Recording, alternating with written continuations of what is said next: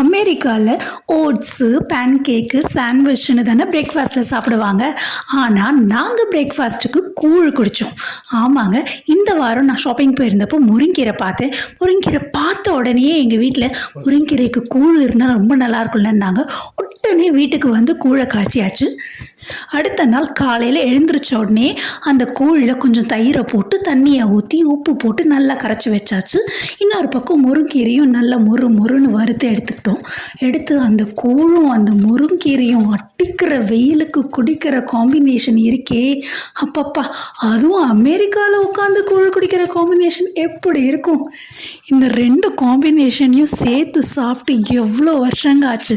அப்பா, நான்லாம் இந்தியாவில் கடைசியாக சாப்பிட்டதுங்க.